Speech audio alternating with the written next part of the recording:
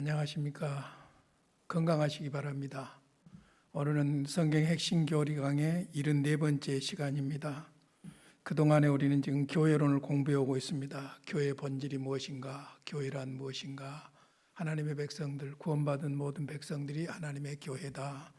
그리고 교회의 속성이 무엇인가 네 가지로 말씀을 드렸죠. 통일성과 거룩성과 보편성과 영원성입니다. 그리고 이 땅의 교회는 가짜도 있지 않습니까? 그래서 참된 교회의 표지가 세 가지가 있는데 말씀과 성례와 권징입니다. 그리고 지난 시간에는 교회의 목적, 선교에 대해서 말씀을 드렸는데요.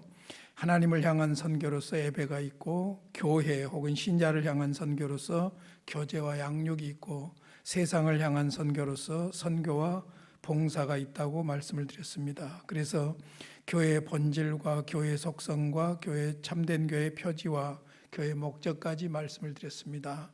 오늘은 교회의 정치 형태에 대해서 말씀을 드리도록 하겠습니다. 교회의 정치 형태를 6가지로 분류해서 말씀을 드리겠습니다.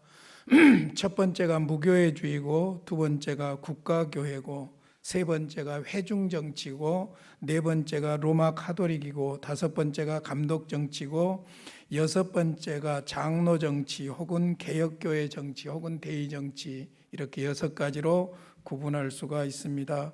교회 정치 형태를 잘 이해하시고 여러분이 지금 속해 있는 교회와 위치들을 정확하게 알고 잘 섬길 수 있기를 바랍니다. 자, 첫 번째로 생각할 것은 무교회주의입니다. 혹은 다른 말로 무정치주의. 문자 그대로 교회 제도나 정치를 다 무시하는 것이지요.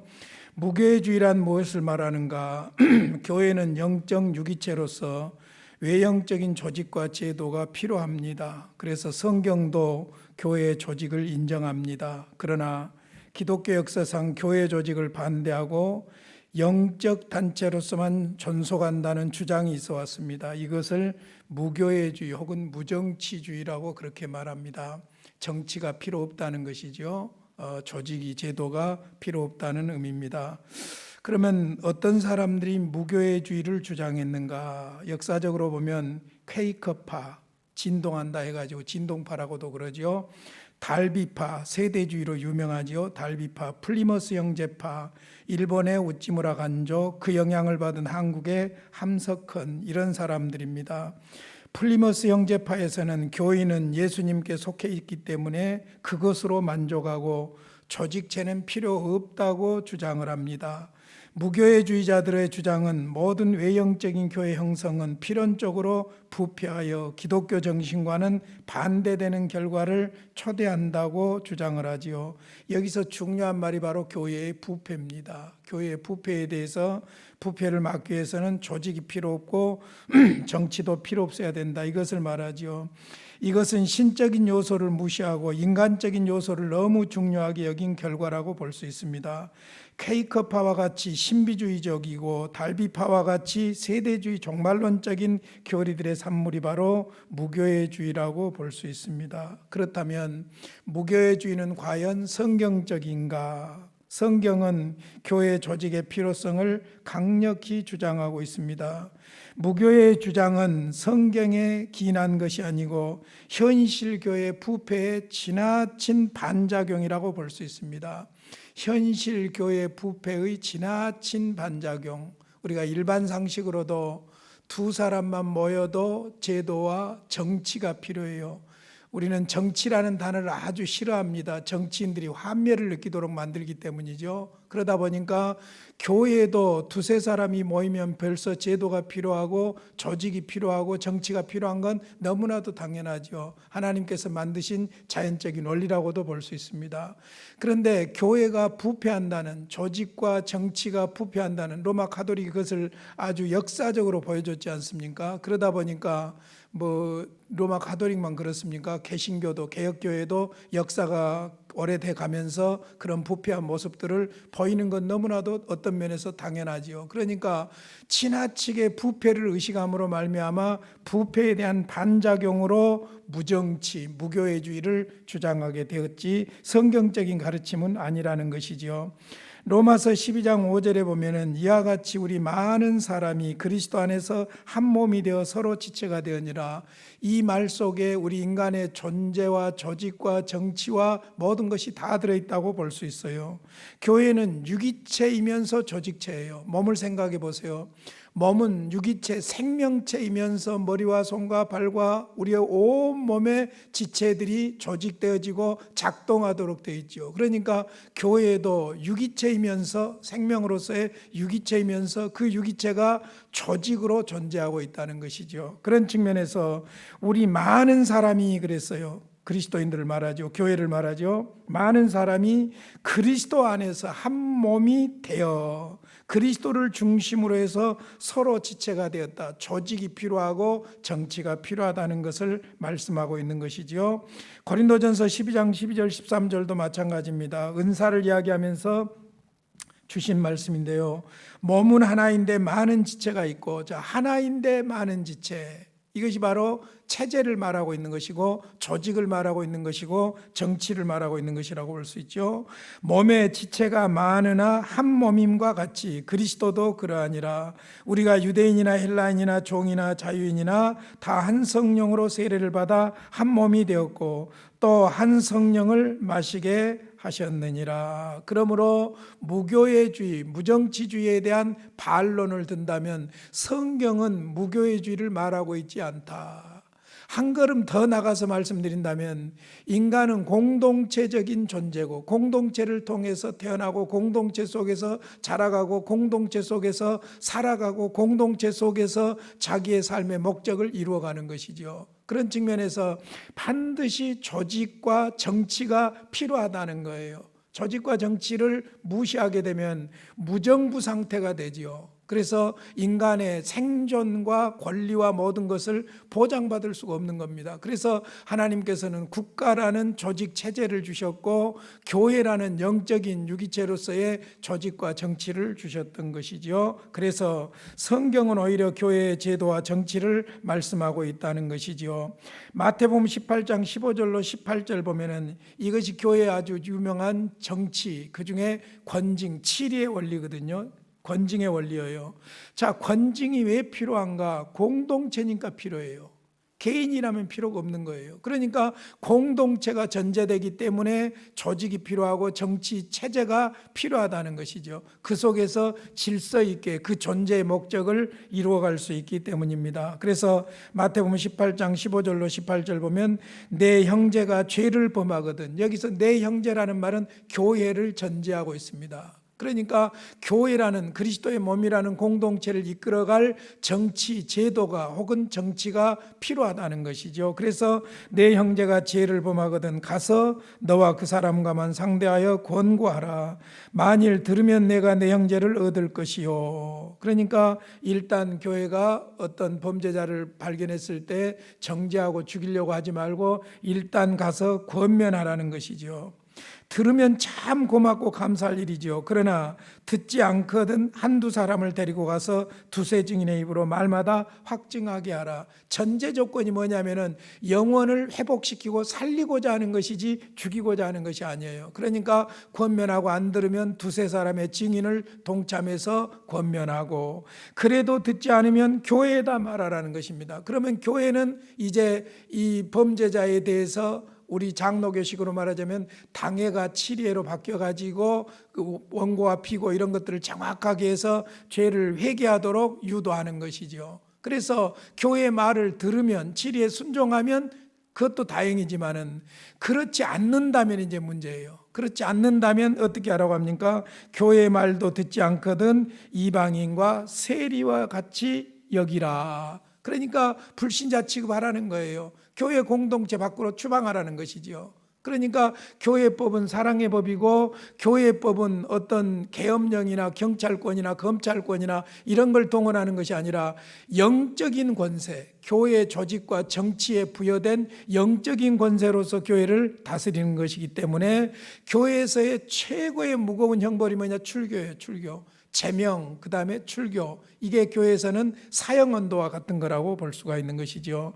진실로 너희에게 이르노니 무엇이든지 너희가 땅에서 매면 하늘에서도 매일 것이요 무엇이든지 땅에서 불면 하늘에서도 풀리리라. 하늘과 땅, 땅과 하늘, 중요한 이야기예요. 하나님과 하나님의 교회, 하나님의 교회와 하나님 관련성이 있는 거예요. 그러니까 하나님께서 세우신 교회와 그 교회에 주어진 제도와 정치는 하나님께서 인정하시는 것이고, 그러므로 그 땅에서의 정치와 제도에서 정죄를 받으면 하나님 앞에도 정죄를 받는다는 것이 되는 것이죠. 그와 같이 같은 권세를 위임하고 있는 것을 볼 수 있습니다. 교회의 순결성을 강조하는 것은 좋지만은 조직의 무용론은 교회 본질에 어긋난다고 볼 수 있습니다. 물론 지상의 교회는 완전한 교회가 아니죠. 지상의 교회, 보이는 교회, 가시적인 교회는 가짜도 있으니까요. 그러니까 항상 문제가 있어요. 그래서 지상의 교회는 전투적인 교회죠. 그런데 지상의 교회가 부패하고 타락한 것 때문에 정치 자체, 조직 자체, 우리의 존재와 우리의 권리와 우리의 모든 삶과 관련되어 있는 이것을 무시할 수는 없다는 것이죠. 마치 무엇과 같냐? 자동차 사고 때문에 자동차 무용론을 이야기하는 것과 같다는 것이죠. 그러니까 자동차의 편리성을 무시하고 자동차의 존재 이유를 무시하고 그냥 자동차는 사고 난다, 그러니까 필요 없다, 그렇게 말하는 것과 같다는 것입니다. 특별히 개혁교회 칼빈은 교회는 신자의 어머니와 같다고 했어요. 왜 어머니와 같다고 했냐면은 어머니가 생명을 생산하거든요. 그리고 어머니가 생명을 양육하거든요. 마찬가지로 교회는 생명을 생산하는 곳이에요. 영혼을 구원하는 곳이죠. 거기서 끝나는 것이 아니라 영혼을 양육하는 것이 바로 교회이기 때문에 어머니가 없이, 교회가 어머니라면 교회는 반드시 제도가 필요하고 정치가 필요하죠. 그것이 없이 양육하고 구원한다는 것과 같은 말이죠. 그 다음에 자꾸 무교회주의에서 교회 부패를 이야기하는데, 교회는 절대 무오한 모임이 아니에요. 교회는 절대 무오한 모임이 아닙니다. 유형교회는 항상 여러분들이 기억해야 될 것이 가짜 신자도 있을 수 있다는 거예요. 그래서 여러분, 가라지와 그 다음에 알곡 있죠. 알곡과 가라지가 있죠. 그런데 예수님께서 비유를 주실 때도 뭐라고 했습니까? 가라지를 그때그때 뽑아버리라고 했습니까? 아니다. 추수 때가 되면 알곡과 가라지는 분명하게 드러난다는 것이지요. 그러니까 지상의 교회에는 마치 밭에 알곡과 가라지가 같이 있듯이 가짜도 있을 수 있다. 절대 무오한 건 성경뿐이지 교회가 혹은 조직이, 정치가 완전한 건 없다. 그것을 지금 이야기하고 있는 것입니다. 자, 그래서 무교회주의 혹은 무정치주의, 이것은 옳지 않다. 우리 한국교회도 우찌무라 간조라든지 함석헌 씨의 영향을 받아가지고 아주 고상한 척, 교회의 진정성만을 주장하는 척 하면서 교회 정치를 부정했던 사람들이 있어 왔고 지금도 있지요. 두 번째로, 국가에 이임하는 정치, 소위 국가교회 정치입니다. 국가교회 정치예요.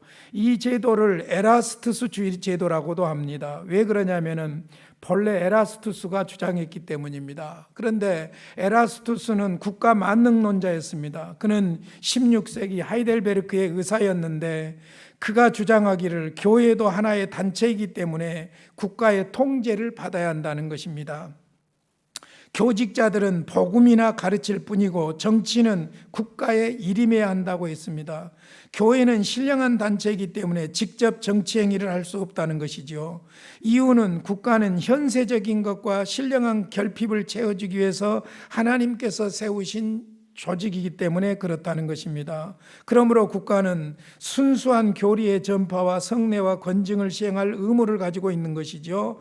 따라서 국가는 교회에 재정 후원하고 직원을 임명하고 법규를 정하고 행정을 돌아보아야 한다는 것입니다. 이 교회 형태를 취하고 있는 것이 독일 교회에서 이것을 취했던 것을 볼 수 있죠. 그래서 국가가 교회를 관리합니다. 그래서 목사도 국가고시처럼 보고 그 다음에 국가 공무원처럼 월급을 주고 교회 모든 것을 그렇게 관리하는 것을 볼 수 있죠. 그러니까 목사가, 성직자가 할 수 있는 일은 복음만 가르치는 일이고 나머지 행정, 재정 이런 모든 것들은 다 법규라든지 이런 것들은 국가에다 맡긴다는 것이지요. 그러나 이 제도는 그리스도의 보혈로 속죄함을 입은 성별된 교회는 머리 대신 주님께서 직접 통치하시는 신비로운 면을 이해하지 못한 것이라고 볼 수 있습니다. 자, 여기에서 우리가 국가와 교회, 교회와 국가를 어떻게 이해할 것인가, 이걸 좀 분명하게 해두셔야 될 필요가 있어요.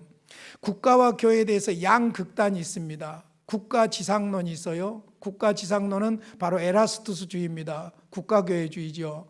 그런데 교회 지상론이 있어요. 그것은 여러분이 잘 아시는 대로 로마 가톨릭 교회라고 볼 수 있죠. 그래서 한때에 교황이 왕을 임명하고, 그래서 크노사스의 굴욕이라는 역사를 통해서도 아시겠지만은 황제가 교황 앞에 가서 무릎을 꿇고 사죄하고 하는 이런 일들이 벌어진 일이 있었죠. 그래서 국가와 교회 간에 계속해서 갈등이 있어 왔던 것은 사실이죠. 그래서 소위 국가 지상론이 있고 교회 지상론이 대치되어 있던 것을 볼 수 있습니다.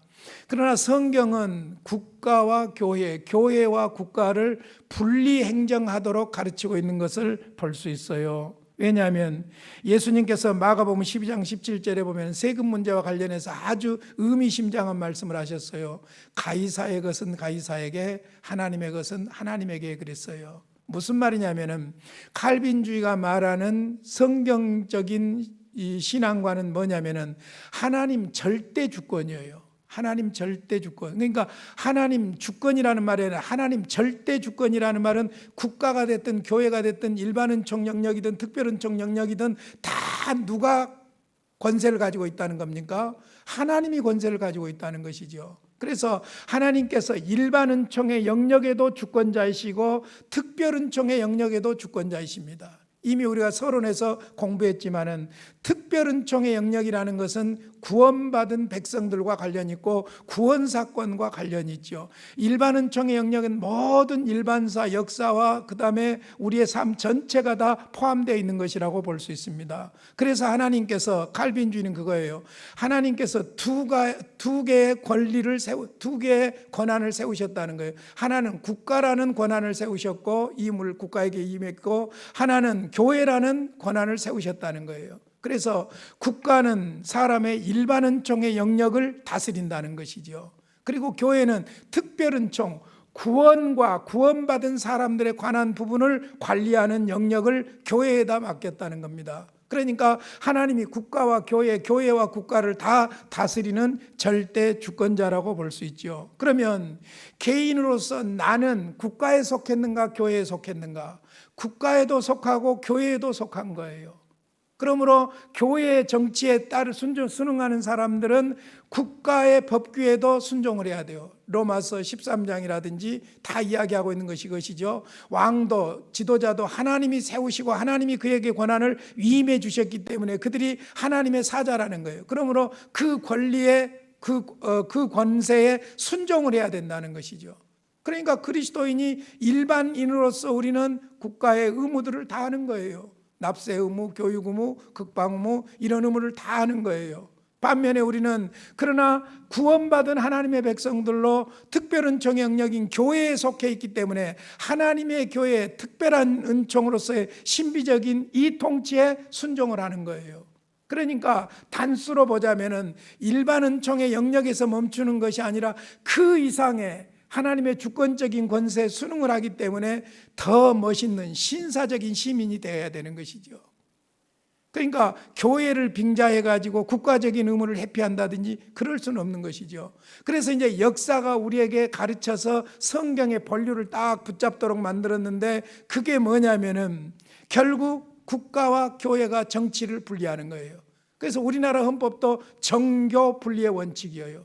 미국의 헌법도 정교 분리의 원칙이에요. 지금도 물론 정치와 종교가 하나 되는 곳들이 있어요. 모슬렘교, 예를 들자면 터키라든지 이란이라든지 이런 쪽들은 종교주의 국가가 되어버렸기 때문에 종교법이 국가법이 되고 모든 것을 다스리는 그런 상황이 되어버렸죠. 그러나 대부분의 교회들은, 대부분의 나라들은 성경의 가르침이 이제 와닿죠. 왜? 국가 지상론과 교회 지상론이 자꾸 부딪히고 역사적으로 문제를 일으켜왔던 것이 사실이란 말입니다. 그러니까 국가는 신앙의 자유를 보장해야 돼요. 그러니까 우리가 이단도 법으로는 어떻게 못하는 이유가 종교의 자유가 있기 때문이에요.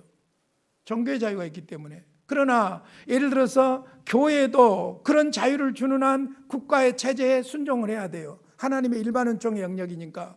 그런데 만약에 교회가 국가의 권세에 불응을 한다든지 하는 것은 하나님의 가르침이 아닌 것이지요. 그래서 국가와 교회, 교회와 국가와 이 관계를 우리가 그리스도인으로서 성경적으로 잘 정리하면 우리가 이제 나중에 배우게 될 로마 가톨릭 정치도 우리가 성경적이 아니라는 것을 알 수가 있고, 소위 에라스투스주의, 국가주의 교회 정치도 성경적이 아니라는 것을 알게 될 줄로 믿습니다. 이제 세 번째로 회중정치입니다. 회중정치. 왜 회중정치라고 하냐면 이 제도는 회중 중심의 정치 체제이기 때문이에요. 무슨 말이냐면은 그냥 쉽게 이야기할게요. 미국이나 한국에서는 이 회중정치 체제를 취하고 있는 곳이 침례교예요. 침례교. 베프티스트 처치라고 그러죠. 거기는 특별히 세례를 약식으로 안 하고 물에다 담갔다 나오는 침례를 한다 해서 주장해서 침례교라고 하는데, 침례가 중요한 것이 아니라 사실 정치 체제로 보면은 회중정치예요. 회중정치. 그래서 미국에서 양대 산맥을 이루고 있는 교단이 장로교와 침례교지요. 그러니까 장로교와 회중정치라고 볼 수 있어요. 이 두 가지를 잘 비교해 보시면 이제 성경의 정치 체제를 우리가 오히려 더 선명하게 이해할 수 있게 될 것입니다.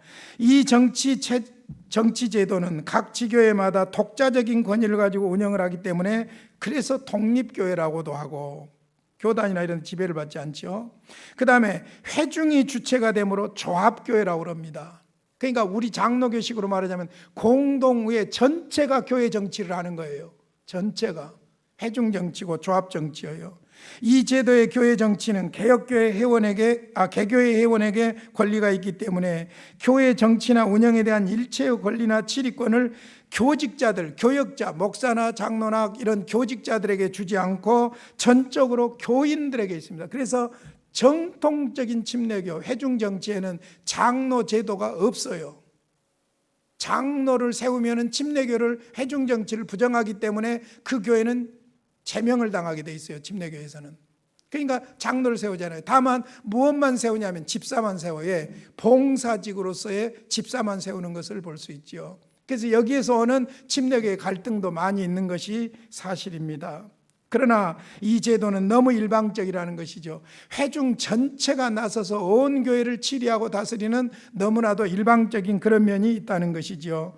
성직자도 회중의 투표에 의해서 선택되므로 회중에게 권한을 위임받은 것이 사실이나 회중의 머리이신 주님께서 세우신 것이기 때문에 권리와 책임이 같이 주어진다는 사실을 놓치고 있는 거예요. 그러니까 회중이 정치하든지 혹은 회중이 뽑아준 대표가 정치를 하든지 그 핵심은 어디에 있냐면 주님께 있는 거예요. 교회의 머리 대신 주님께 있는 거예요. 그분이 주신 권세로, 그분이 주신 권위로 하는 것이기 때문에 기본이 전체 교인을 중심으로 하는 것이라는 것을 생각해야 되는 것이죠. 그런 측면에서 여기도 약간의 뭐가 있냐면은 교회 지도자들의 부패와 관련이 있기 때문에 이런 부분들이 부정되고 있는 거예요. 그래서 회중정치, 전체 공동회, 세례받은 전체 교인들이 다 정치에 참여하는 이런 제도, 옛날에 그리스로 돌아가 보면은 소위 민주주의, 온 백성이 다 참여하는 참여민주주의, 이런 정도로 이해를 할 수가 있을 것입니다. 그런데 디모데전서 5장 17절 18절을 보시면 성경에는 지도자들을 반드시 이야기하고 있어요. 지도자들을 부정하지 않아요. 여러분 구약에서부터 쭉 보세요. 하나님께서는 지도자들을 세우셔서 자기 백성을 이끌어 가시는 것을 볼 수 있어요. 지도자들에게 권위를 주셔서, 권세를 주셔서 그 하나님이 주신 권세로서 하나님의 백성들을 이끌도록 만들어요.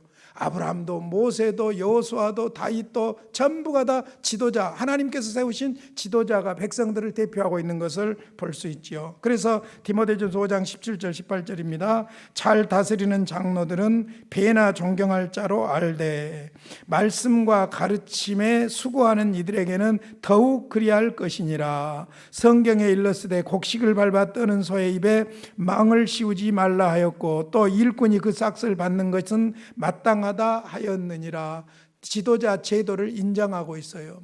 여기에서 잘 다스리는 장로들은 배나 존경할 자로 알되 말씀과 가르침에 수고하는 이들에게는 더욱 그리할 것이니라 그랬는데요. 이것은 나중에 장로 정치에서 말씀을 드리겠습니다만은 우리가 목사도 장로고 장로도 목사예요. 그러니까 목사와 장로가 당회를 이루어서 하나님이 주신 권세와 교인들이 위임해 준 권위를 가지고 교회를 다스려 나가는 거예요. 그런데 목사와 장로의 차이는 무엇이냐면 장로는 교인들을 대표하는 치리에 동참하는 사람들이고 목사는 교회를 대표하는 가르침과 치리를 겸하는 직이 목사직으로 보시면 돼요. 그래서 성경에서 말하는 장로라는 개념은 가르치는 장로로서의 목사와 치리하는 장로로서의 장로를 같이 이야기하고 있다는 것을 기억하셔야 돼요. 그런 측면에서 성경은 지도자를 이야기하고 있어요. 성경 전체를 보세요, 여러분. 반드시 하나님께서는 역사적으로 세울 사람들을 세워서 하나님의 백성들을 이끌어 가시는 것을 볼 수가 있는 것이지요.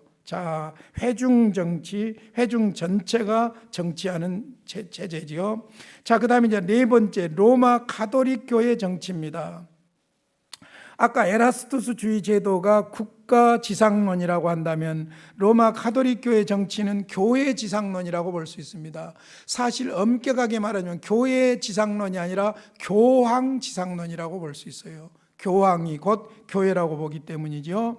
로마 교회는 베드로를 초대 교황으로 추대합니다. 마태복음 16장 17절 잘 아시는 내용이죠. 이 반석 위에 내 교회를 세우리라 하셨던 말씀이죠. 근거에서 베드로에게 교회의 열쇠를 부여했기 때문이라고 합니다. 그런데 중요한 것은 베드로를 일대 교황이라고 로마 가톨릭에서는 이야기합니다. 그리하여 교황은 베드로에게 주신 하나님이 주신 주님이 주신 이 교회의 열쇠를 가지고 있는 것이 교황이기 때문에 교황이 곧 교회라는 거예요. 사람이 아무리 많이 모였어도 교황이 없으면 교회가 아닌 거예요. 그래서 지난번에 우리가 교회론에서 공부할 때 그런 이야기했죠. 소위 교회 로마 가톨릭 교회에서 말하는 교회는 두 가지가 있는데 가르치는 교회와 가르침 받는 교회 두 가지가 있다고 그랬죠. 그러니까 교황을 중심으로 해서 사제들이 교회고 그 다음에 가르침을 받는 사람들은 가르침만 받는 거예요. 진정한 교회라고 볼 수가 없다는 것이 로마 가톨릭의 가르침이죠. 그러니까 교황이 옥탑에서 유명한 로마 가톨릭 성지에 있죠. 옥탑에서 공식으로 선포한 말은 그것이 성경 해석이든 교회 행정사건이든 교리와 예배와 권징에 관한 것이든 무엇이든지 일단 교황이 발표하면 무효한 것이 됩니다. 그러니까 셔터 마우스 무조건 순종만 하면 되는 것이다. 그렇게 가르치는 것이죠. 그러나 성경은 베드로의 후계자를 교황이라고 말씀한 부분이 전혀 없습니다. 그리고 절대 무효는 성령의 감동으로 기록된 하나님 말씀만이 무효할 뿐이지 인간 교황이 무효하지 않습니다. 헛소리 많이 했어요. 그러죠? 교황도 화장실 가고 밥 먹고 실수할 수밖에 없는 인간이에요. 그러니까 교황이 무하다는 말은 전혀 옳지를 않지요. 그래서 로마 가톨릭 교회 정치는 여러분이 너무나도 잘 아니까 그쯤만 말씀드리도록 하겠습니다. 다섯 번째가 감독 정치입니다. 감독 정치. 감독 정치를 어떻게 보시면 되냐면 영국의 성공회 제도로 보시면 되고 우리 한국 같은 경우는 감리교 제도로 보시면 돼요. 감리교. 웨슬리안이죠. 감독 정치란 이 정치 제도는 영국의 성공회 교단의 정치 형태입니다. 교회 정치를 감독단이 집행하고 회중은 행정에 상관할 수가 없습니다. 감독은 사도적 권위를 이어받은 자이며 교회 정치를 직접 독점적으로 위임받았다고 합니다. 감독은 교회 생활의 정통 수호자고 최종 치리권을 가집니다.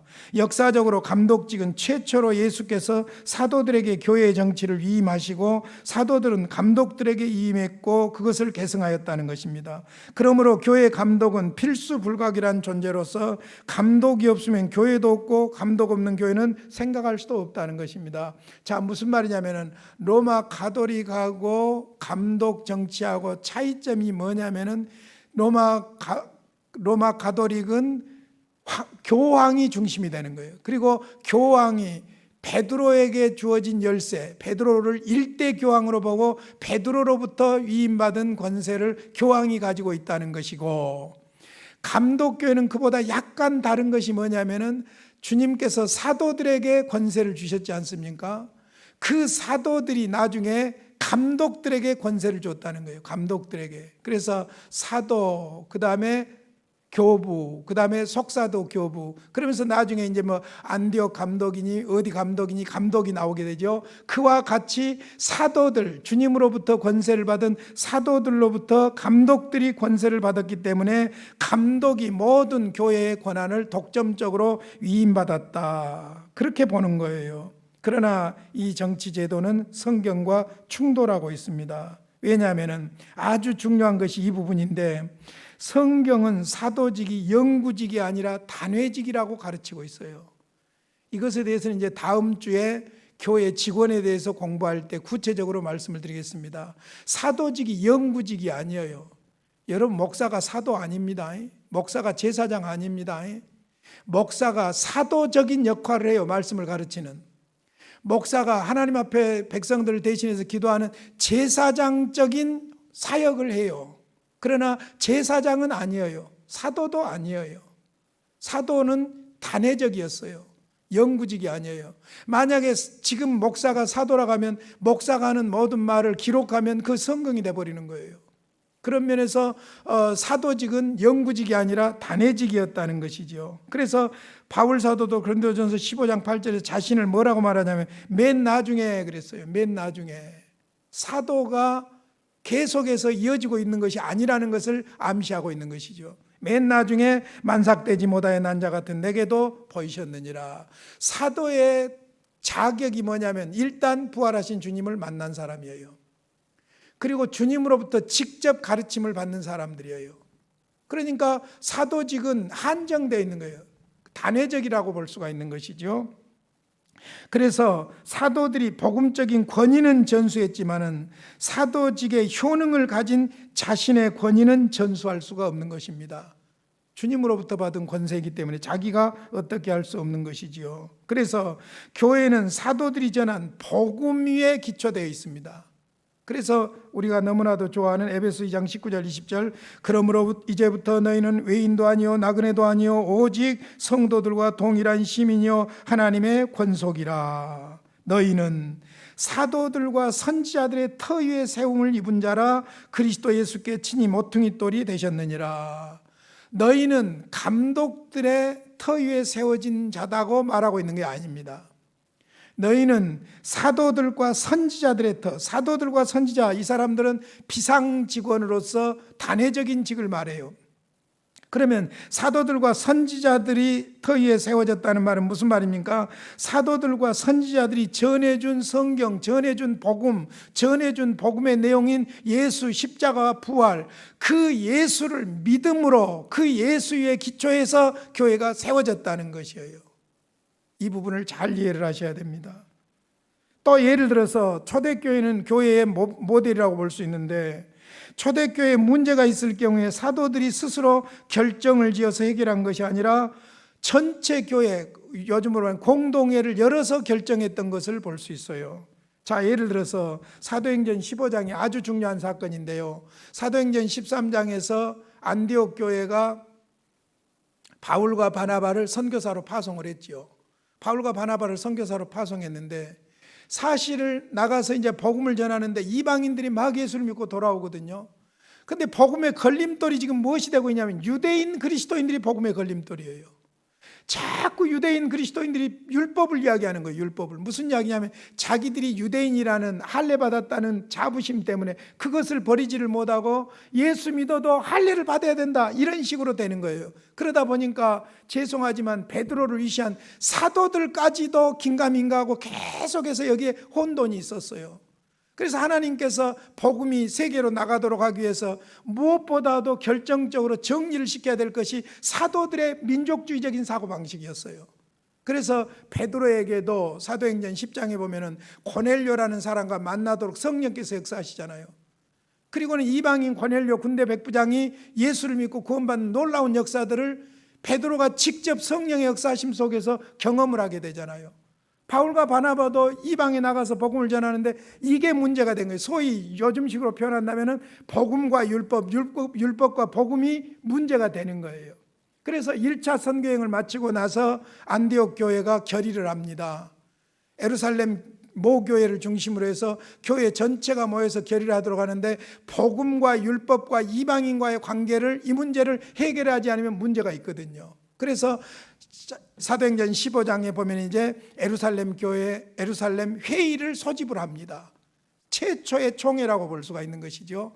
최초의 전체 교회 회의라고 볼 수 있습니다. 15장 22절 보세요. 이에 사도와 장로와 온 교회가, 사도와 장로와 온 교회, 직분과 모든 교회를 말이죠. 온 교회가 그 중에서 사람들을 택하여, 사람들을 택했다는 말은 교회 총대를 말하지요.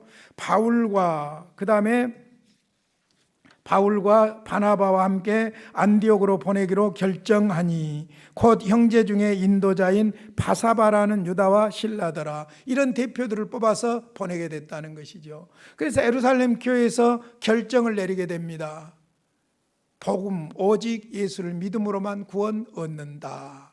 이 문제를 정확하게 정리합니다.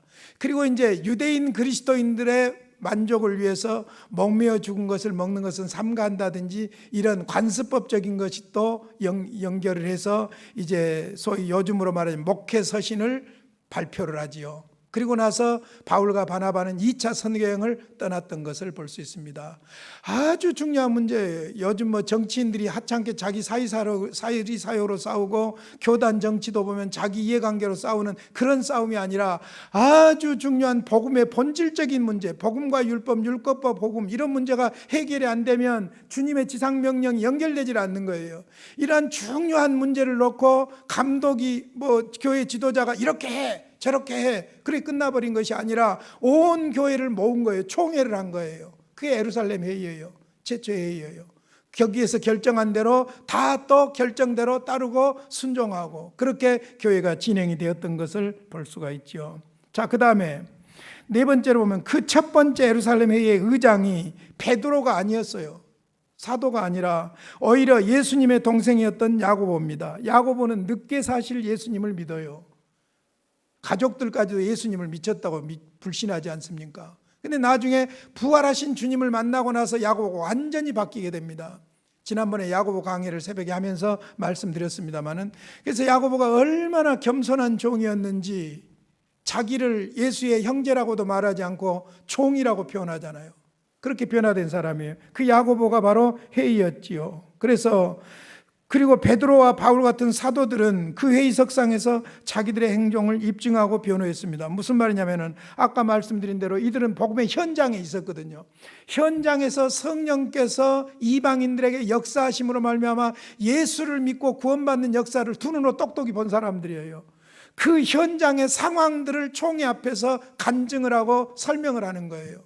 그리고 모든 사람들은 차례차례 이어서 발언을 하고 듣고, 우리처럼 막 발언하는데 끼어들고 싸우고 떠들고 막 하는 것이 아니라 아주 질서정연하게 발언할 때 경청하고, 그리고 또 발언이 끝나면 또 발언하고, 멋있는 모습을 사도행전 15장에서 볼 수가 있는 것이죠. 그 내용이 바로 사도행전 15장 7절 이하 쭉 나오는데 몇 군데만 보겠습니다. 7절 봅니다. 많은 변론이 있은 후에 베드로가 일어나 말하되. 여러분, 사실요, 많은 변론이 나쁜 거 아니에요. 여러 의견을 들을 수 있는 거예요. 사실 그러니까 민주주의도요, 우리나라는 아직도 멀었다는 생각이 드는 것이 뭐냐면은, 미국의 민주주의 역사는요 17세기에 이미 시작돼요. 그러니까 조지 워싱턴에서 미국의 민주주의 법이 만들어지고, 그 다음에 국가로 정부가 수립될 때에 그 미국의 법이 지금도 기본 틀이 바뀌지 않았어요. 200년이 넘은, 우리나라로 말하면 영조 때 그 무렵이에요. 그 무렵에 미국의 민주주의가 시작이 돼요. 유럽 전체는 다 왕정 통치였어요. 민주주의가 아니었어요. 그때 미국의 국가가 세워질 때 그 무렵에 프랑스에서 겨우 무슨 전쟁이죠? 프랑스의 유명한 혁명이 일어나죠. 프랑스 혁명이 일어나죠. 그때서 혁명이 일어나고 있는 거예요. 왕정에 대해서 반발하고. 그러니까 미국 사람들이 지금은 그것이 좀 미국도 트럼프가 들어서면서 퇴색되고 그런 걸 볼 수 있는데 미국 사람들이 민주주의를 여기까지 만들어 오는 데는 부단히 토론하고 시간을 가지고 인내하고 가장 합리적인 것을 결정하고, 그런데 우리나라는 보면은 막 그냥 우리 당이 유리한 대로 일방적으로 통과시켜버리고 해버리려고 하는 이런 경우들이 있는데, 그게 아니고 반대를 위한 반대를 하는 아주 못난 사람들도 있지만은 그럼에도 불구하고 부단히 토론해야 되는 거예요. 그게 민주주의예요. 사실은 조금 이따 배우겠습니다만은 우리 장로교 정치가 대의 정치고, 이 대의 정치, 장로교 정치가 바로 민주주의를 끌어온 근본적인 원리라고 볼 수가 있어요. 그러니까 많은 변론이 있었다고 그랬어요. 많은 변론이 있은 후에 베드로가 일어나 말하되 형제들아 너희도 알거니와 하나님이 이방인들로 내 입에서 복음의 말씀을 들어 믿게 하시려고 오래전부터 너희 가운데서 나를 택하시고, 자, 자기를 지금 세우시고 역사하시는 하나님의 역사에 대해서 쭉 이야기를 하는 거예요. 11절 그러나 우리는 그들이 우리와 동일하게, 그들은 이방인을 말합니다, 주 예수의 은혜로 구원받는 줄을 믿노라 하니라.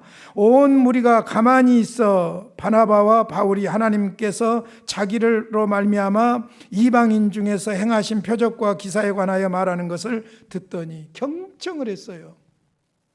바울도 경험했고 바나바도 경험했지만은 사도 중에 사도인 베드로가 자기의 경험을 이야기해요. 여러분, 지금 이 분위기는요, 우리가 몸에 와닿지를 않아요.